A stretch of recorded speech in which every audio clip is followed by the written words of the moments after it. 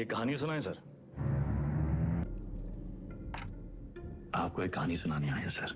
तुम जैसों की कहानी अच्छी तरह पता है हमें। बहुत ही गरीब घर से था सर। पूरे घर की जिम्मेदारी हमारे सर पे थी। छोटी मोटी चोरी से सब शुरू हुआ और फिर वक्त और हालात ने यहां तक पहुंचा दिया। ये है ना तुम्हारी राम कहानी। और बताएं तुम्हें तुम्हारे बारे में। अगर आज हम तुम्हें 10 करोड़ रुपए दें और कहें विदा ये लो और आज से सारे काले धंधे बंद कर दो तो तुम साफ मना करके घर चले जाओगे। लेकिन घर जाते ही यही 10 करोड़ हमसे लूटने की प्लानिंग शुरू कर दोगे। ये है तुम्हारा स्वभाव। यही 10 करोड़ अगर हम आपको देकर कहें कि हमें छोड़ दीजिए तो आप हमें छोड़ेंगे तो नहीं, पर मौका पाते ही हमारा एनकाउंटर कर देंगे। ये है आपका स्वभाव। बढ़िया है। आप और हम बिल्कुल एक जैसे हैं सर, और एक दूसरे की वजह से। सिर्फ इसलिए कि दोनों के पीछे एक दुम लगी है, चूहा और बिल्ली एक जैसे हो गए। अरे बिल्ली की वाली तो चूहे से ही होती है सर। पर यहाँ तो चूहा खुद चलकर चूहेदानी में आया है। ये तो सोचिए कि कोई चूहा अपनी मर्जी से चूहेदानी में फंसा था कहा। ये कोई मामूली चूहा नहीं है। 16 मर्डर किए हैं इसने। अरे आप भी तो कोई मामूली बिल्ली नहीं है। 15 एनकाउंटर तो आप भी किए हैं। 18।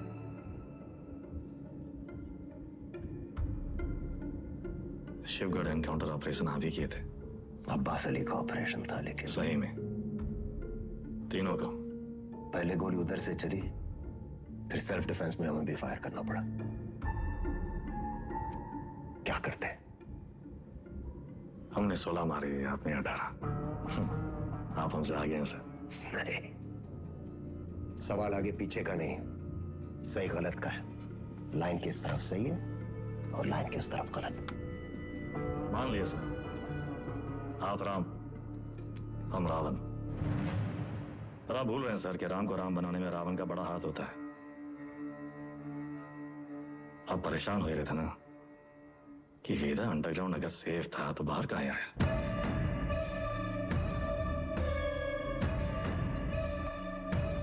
आपको एक कहानी सुनाने आए सर, जो सुनना आपके लिए बहुत जरूरी है।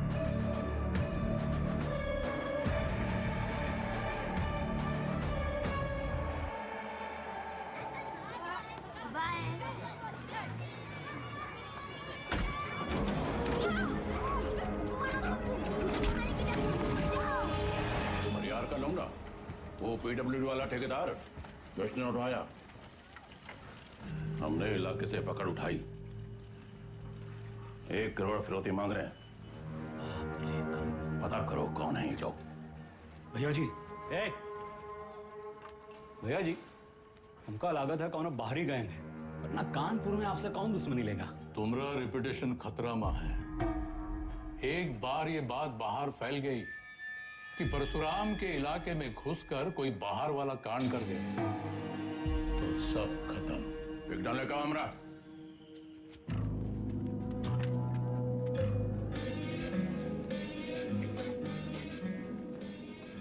भैया जी, हम कुछ बोले हैं।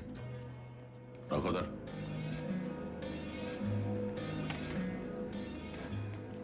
भैया जी, हमको लगता है। जाओ।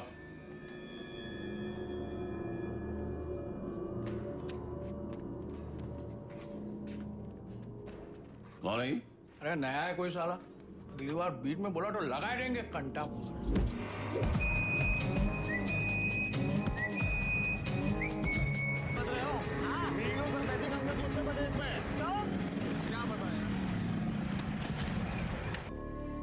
क्या बोलना चाह रहे थे? कानपुर छोटा पड़ ही रहा है भैया जी। लखनऊ बुला रहा है, पर आप तो सुन ही नहीं रहे।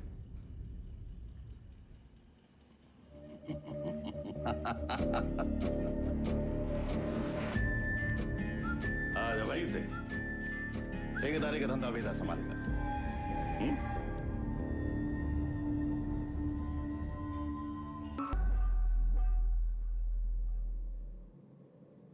अब आप बताएं सर, वेदा किसको सजा देगा? बबलू को जिसने उसके भाई के हाथ में सरिया घोंपा, या फिर शिव प्रसाद को जिसके कहने पे उसने सरिया घोंपा? वाह, तुम एक बच्चे को बचाते हो, एक बदमाश के पिछवाड़े पे गोली मारते हो, रातों रात डॉन बन जाते हो। हाँ, बेदा बेताल।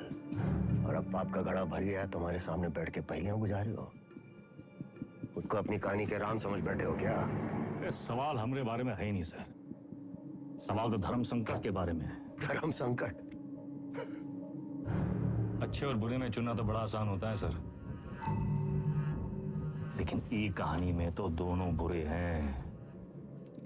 तब तो है धर्म संकट।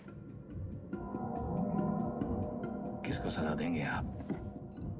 करवाने वाले को या करने वाले को? बुराई को सजा देने में कंजूसी क्यों? दोनों कमीनों को मारो।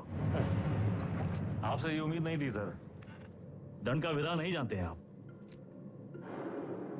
एक अपराध एक दंड। जय बात। एक अपराध एक दंड। अगर अपराध करने वाले को सजा देते हैं तो करवाने वाला बच निकलता है, और अगर करवाने वाले को सजा देते हैं तो करने वाला बच निकलता है। दोनों में से किसको सजा देंगे आप सर? शिव प्रसाद को या बबलू को?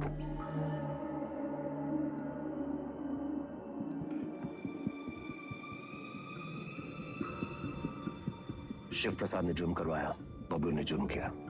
यानी बबलू सिर्फ ट्रिगर है, शिव प्रसाद ट्रिगर को दबाने वाली उंगली है। दोष उंगली का है, सजा शिव प्रसाद को मिलनी चाहिए।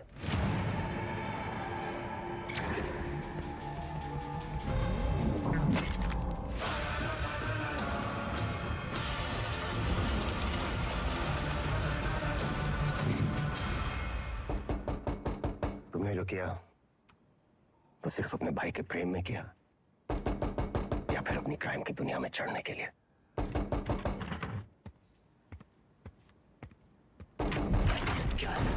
कोई मिलने आया आपसे सर। प्रिया, मिस्टर वेदा हमारे क्लाइंट हैं। ये हमारे सीनियर लॉयर हैं और ये मिस्टर वेदा का बेल ऑर्डर है।